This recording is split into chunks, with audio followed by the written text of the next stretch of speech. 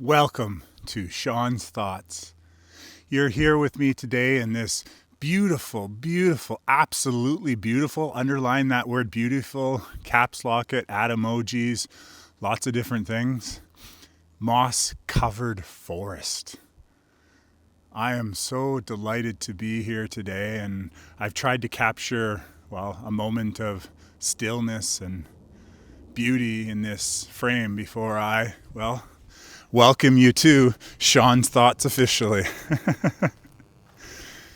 Thank you for joining me, and I'd like to take this moment to thank God, the source of all this beauty.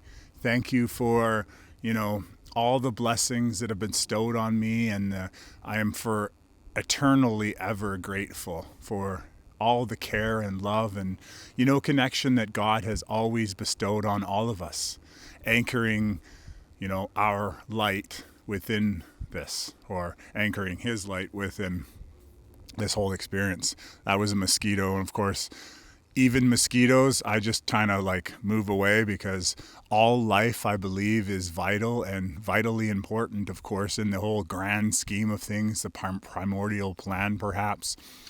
And yeah, so thank you so much for sharing your time and attention with me. And while I share my vocal attention with you, I'm often caught by all the little bits of beauty that essentially shimmer in the wind, or, flicker. Can't think of the word right now, but there's this little bit of wind coming through right now, and all the ferns and small baby trees and little bits of moss everywhere, they're all moving. So we'll just go with moving. Anyways, thank you so much for sharing your time and attention with me. And today on Shone's Thoughts, as I had promised in the previous video, we are going to talk about the world that's going on right now.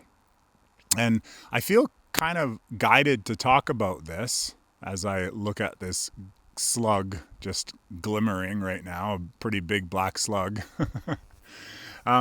I feel called to talk about this because I recognize in our world right now that there are many things that are going on, and I've often talked about this, and yet I find after I upload my videos or I do live streams and after they're finished being processed, that oftentimes my voice is distorted and perhaps even distracted in many points. See, I've come out to this area where there are a few people scattered in these woods right now, because there's a rather large or rather famous trail that loops around this area of beautiful moss right now. And yet I even made the purpose to get further away from, other energetic fields, away from distractions and distortions. And quite honestly, just to be out here sitting on with my bum on the ground right now on this beautiful ferns, that I am grateful that they accept my weight, that they bless me with moving through this beautiful forest of beautiful creatures. And I'm fully aware that there are far more than trees and insects and stuff around me. I'm aware that, in different planes of reality, there's a lot more going on than we could ever imagine. And that's kind of what I wanted to talk about with you today. I put myself in the frame so that you're able to see me and see these words coming from me. Not an AI, not a made-up script, or put one sentence in ChatGPT and suddenly a whole entire conversation about a topic goes off without a hitch. Well, sometimes there's hitches, but nonetheless, I wanted you to see me as I sit here and share this information with you. Share this, what we'll call a reframe. See, reframing comes from this idea that, say for instance, if you were to take a picture frame and you were to put the picture frame up and, up on the sky, for example, and then within the picture frame, there are the blue skies, and there's a couple of clouds, and some may be white and some may be gray. And what happens when you became so focused and you zoomed that picture frame in on the darkest part of the cloud? Well, when you step back and you look now at your picture frame, you would only see dark clouds. And if life had been like this for such a long time, which for some it has, then we would start to learn that that's what life looked like, that life looked like what we saw within that frame. And as generations went by, we would unknowingly, perhaps some of us anyways, just learn to accept what was within that picture frame, not recognizing that outside of that picture frame, there may be something else going on. You could even imagine it as, a very famous Mona Lisa portrait. That sure, Mona Lisa might be smiling, but perhaps what the artist didn't capture was all the people around her who perhaps weren't smiling, showing us that there is definitely, more going on than we're aware of. And that's wonderfully exemplified essentially when we look into a portrait, because there is a world going on around Mona Lisa and it's yet not captured by the artist for various reasons and such. But so reframing is essentially taking something that we experience or that we perceive, that we see, that we, our senses are able to determine, oh, that's what's going on. And then to step back and change the frame. Change the frame so that perhaps we can see something more. And in the case that was, shown to me by Ram Dass, is pulling back that picture frame, like readjusting it so that we can see the white clouds and we can see the blue sky. And then perhaps if we pull it back far enough, the cloud might not even be visible anymore, because we might be to a higher perspective or a higher vantage point that we might not see any longer. Or, we move the picture frame into something that we more prefer. And so with this, I want to talk about things such as reframing what's happening in our world with regards to the economy. See, there are many people, and I say many, I probably mean most of the people, myself included at one time, who worked at jobs, not career, but jobs that, it really didn't do it for me. It didn't fulfill that inner contribution to our world that I so desired to be a part of. It didn't challenge my creativity. It didn't really utilize my creativity at all. When I tried to create, well, that was put away. And so, but anyways, getting back to us and our world, is that, a lot of the jobs and even many of those careers that we live in or exist in, and I say live in, I guess, intentionally, but unintentionally, that we essentially surround our lives by jobs that, they don't empower us.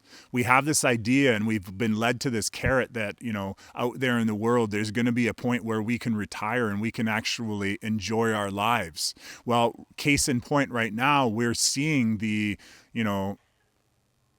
truth of all that, we'll call it. And maybe truth is a hard word to put on that, but yet we're beginning to sense in massive numbers that what we were led to believe, the carrots on the stick that we were essentially running for on a hamster wheel, they're sometimes for many people no longer even there. Companies that they thought that they would retire with forever and, have that company pension plan and, that security for their retirement, those companies themselves are disappearing.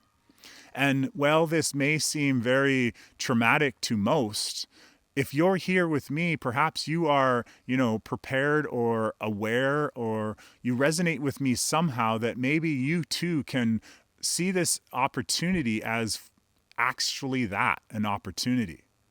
And I was going to say challenge, but yet it's, in many cases, I was taught to, when you have a problem come up, did you know in the definition, actually, I want to segue away, that in the definition of problem, there is a solution.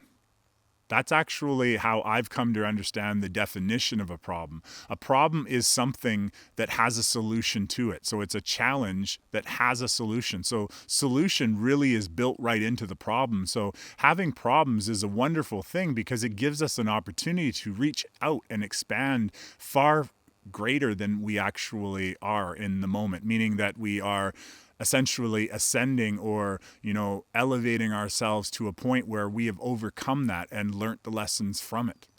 In my own personal separation with my former partner, I learned so many things about myself. I recognized that, I was growing out of that relationship, and yet religion, and not that I was ever married within religion, I was married within the court system, but religion has taught us that, we have a limited time here and that somehow we are supposed to dedicate ourselves to relationships, even though those relationships essentially pull us down and challenge us to a degree that perhaps at many points in time that we have moved far beyond. And so I had learned so much from the dissolving of my own personal relationship, and it allowed me to grow. And so a lot of times when we look out into the world and we see what's happening with the economy, and I'm not going to bring up specific points, you probably have different things in your life that are afflicting you. And, you have your own, we'll call them, what's the word I'm looking for? You have your own, not objectives, but priorities. There's the word. You have your own priorities of what's required for you to have your life. And sometimes the things that come into our lives, they're put there for a reason. And you could even say that God or your true self or your higher self or even your guardians and angels, whatever word it is that you choose to use for the being that's participating in making you stronger and encouraging you to be more brave, more courageous, more willing to accept change. See, that's a great thing that most of us are perhaps unsettled by, is change. And it is a great thing. See, change is part, in my opinion anyways, or at least my belief system, a part of the never-ending now. People often talk about living in the now, living in the moment. Now, what I see as living in the moment is being able to go left when you thought you were going right. It's being able to, react, or more importantly, better worded, respond to the situation in the now and go with the flow and be within flow. Because many of the opportunities are oftentimes in those moments that, distractions come up and we miss them. And I was once talking about this in a previous podcast where this very beautiful, attractive waitress, she came up, she took our order, she said a couple things, and, I said a couple things, and my cousin and my son, and I was without my partner at the time, we had separated. And anyways, when the waitress walked away, my cousin turned to me and he was flabbergasted. If you don't know what that word means, like drop jawed, he's like, she was totally hitting on you and you kind of blew her off. And I was saying, no, I wasn't blowing her off. I didn't even realize what was happening. And that's partly because of my own personal situation. It was almost within the 6 months or so of my initial separation. And I had no clue. And yet he was almost appalled because apparently from what he said, she was, interested. And she was very beautiful. She was funny. I laughed, blah, blah.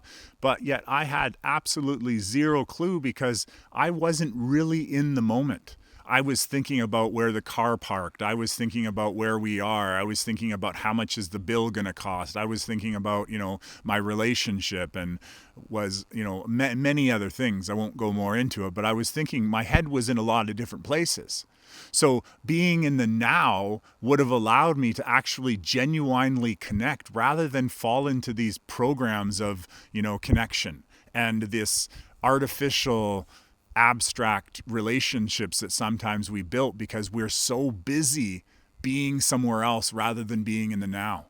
And so even with the issues that are happening in the world, well, for instance, if we have more time, for example, because we have lost our job, we can therefore redirect that time into our families. We can redirect that time into our pets. We can utilize our own creativity that perhaps we were stifled from using before, too busy to do painting because you had to work, or too busy to go out and spend time with your children because you had to work. I recognize that work is very important, and yet a lot of times, and what we're going to start to realize is that our whole system of living was all centered around our essentially wasting our energy, trading our time. And although time is somewhat of an illusion, more so now that I fully understand it, our time was our currency. Where we directed our attention, that was our currency. When we focus our attention on those things that we love and that we are truly, genuinely connected to, we empower them even to be greater. So even as our children turn to us and they show us a hand-colored crayon drawing of something that, looks all messed up and distorted, to them it's the grandest creation because, first of all, their perception of that creation is far different than ours. They might be valuing the usage of color or the usage of lines or, something. They might have colored outside of the lines, and yet when we as adults looked at it, we were like, well, and I did this. Well, you drew out of the lines. And I would have commentary which was not supportive of the actual creation that the child was, or my son in particular, was ecstatic about. Like, he was so excited about it. And then I'm sitting there saying, oh, you didn't color in the lines. And of course, that changes the relationship. That changes and modifies their response to what they see. And that's the same thing when we look out into the world and we see someone else who has perhaps lost their job. And, our comment might be, oh, well, blah, blah, blah, like whatever it is. We might assume ourselves supportive even by saying, hey, you'll get another one. But what if that person didn't want another job like that? See, that was the case in point for me. I was working for company, The Brick, and I'm going to put the video up here and you can check it out in the description after, where I talk about my experience and deception within my sales and managerial experience. But yet I lost that job intentionally because I couldn't go back anymore. It was drowning me in negativity. It was an environment where manipulation was the daily opposition I had to deal with. And it wasn't just the manipulation of the salespeople, it was also the customers, because customers were losing their ability to be loyal, or at least they were losing their ability to be loyal for me no matter how well I had done in the past. Surprisingly enough, I probably received one of the lowest amount of callbacks or CBs that any other salesperson in my company had had. Now, that was partly to do because, other salespeople were on the prowl because I really did my job well and I never forced anyone to buy anything. I left the decision up to them. And yet, that experience, well, I can look at it as a traumatic experience. It also released me when I finally came to the realization and became stronger through all of the aggravation and assaults and abuse that I had overcome. It made me stronger so that I was able to walk away and recognize that money wasn't going to motivate me. And for many people out there, we worked in jobs where money was the motivator. And now, of course, the carrot on the stick was the big house. It was the fancy car. And lo and behold, the prices of these items, they skyrocketed. It almost doubled in the last 5 years or so, because the amount that, they wanted to encourage people to continue doing jobs that they didn't want to do, that stifled their creativity, that essentially distorted who they were and were, in part, breaking apart families. Getting people to work 8 and 10 hours is which I was called to when I was a manager at The Brick. That didn't work for me, especially because I wanted to dedicate myself to my own creative aspirations, to my family. As I mentioned before in an audio, I intend to have a rather large family. And, I have my own dreams and aspirations for that. And I also have my own beliefs of how long we'll live as Homo sapiens going forward. And yet the job that I was within didn't satisfy me. And every day it essentially wore away. And you can look at it as like water going down a rocky mountainside. After 1,000 years, and it's not necessarily that long, but my point being is time after time after time of that water going on that rocky surface, no matter what type of rock it is, it will begin to wear away. And when it wears away to a point, well, things around it collapse. I actually have a video of this, and I was in this canyon and this small river, and I mean it was pretty small, but it was continuous.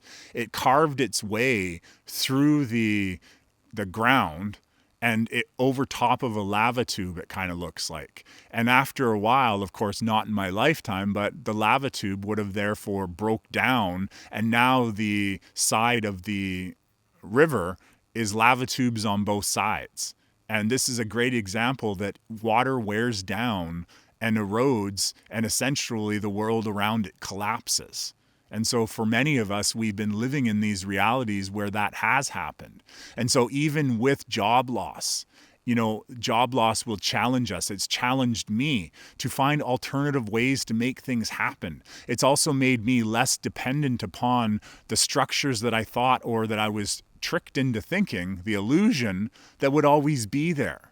I no longer worry about things that are going to happen when I'm retired. I no longer worry about what possibilities in the negative light could be going forward, because I work at being within the now and being where I am, not worrying about what people are thinking. Like right now, when I was walking through the forest, I'm imagining, because there's signs that are saying stay on the path, and kind of like the programming we receive in our world.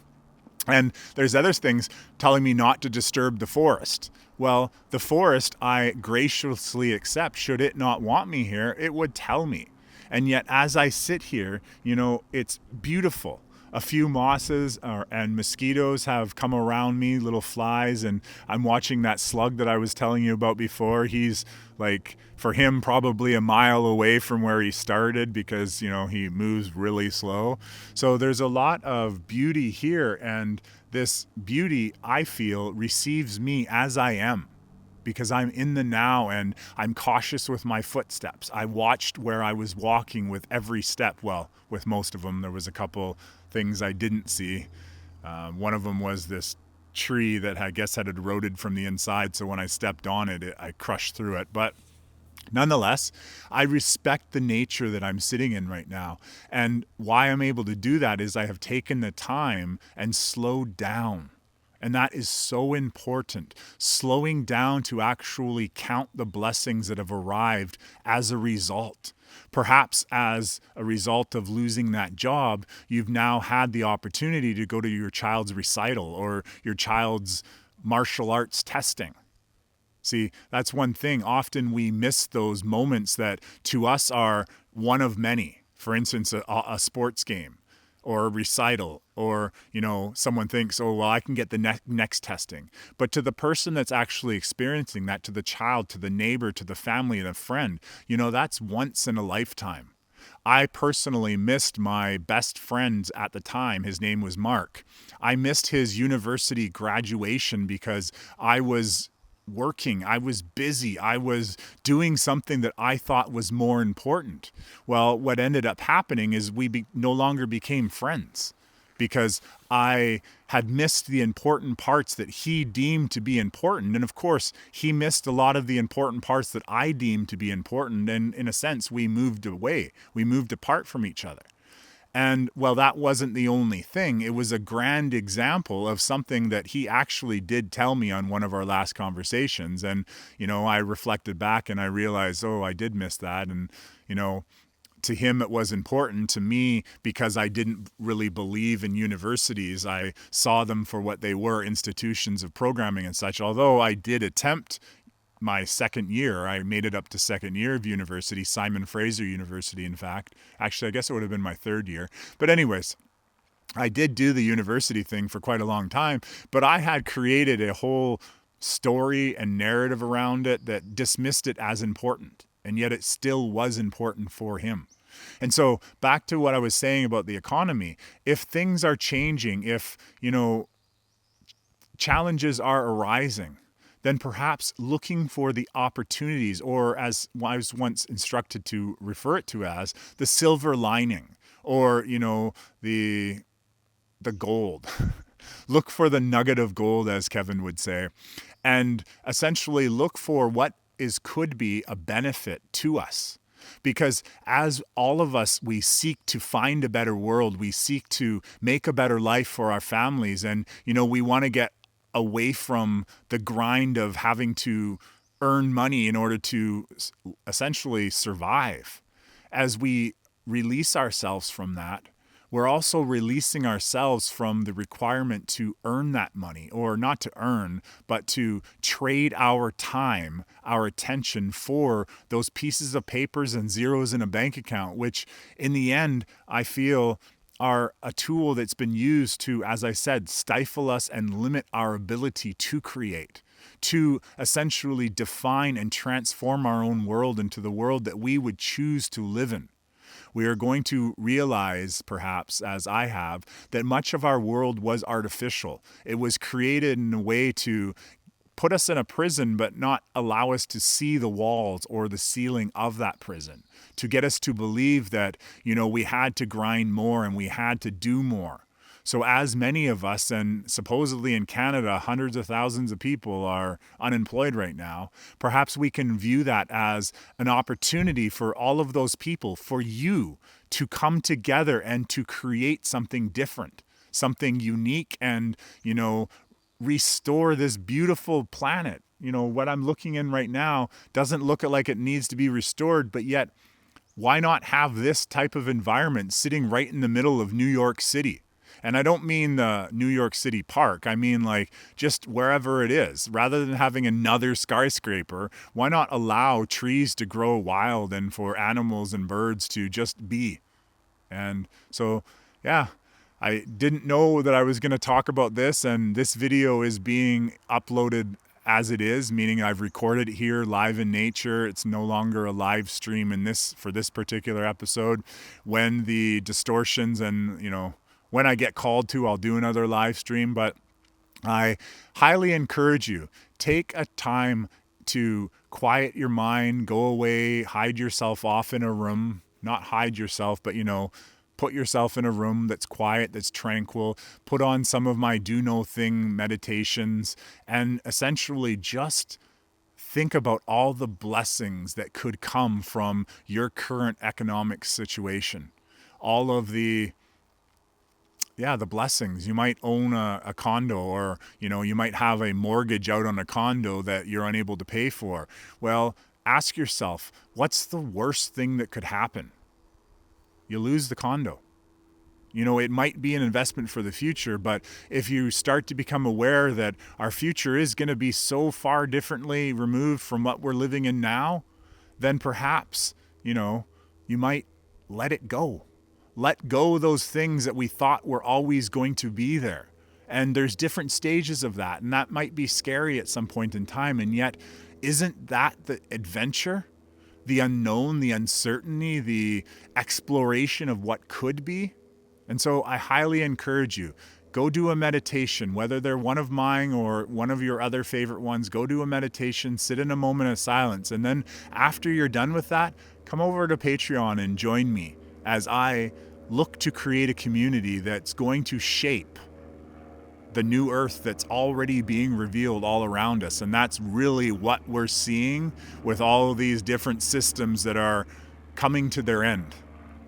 Thank you so much for sharing your time and attention with me, and thank you for sharing this beautiful nature. And I hope that someone's able to see the beings that are perhaps behind me right now, and together, including those beings, the unicorns, the Sasquatch, the elves, the fairies, the dragons, those things that we were told were mythology, that together, along with the Homo sapiens, we're coming home and we're going to do it singing.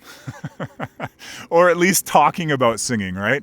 All right. Thank you so much. And I'm going to step out of the frame and leave you with a few moments of this beautiful, beautiful bird moss wonderland. Thank you.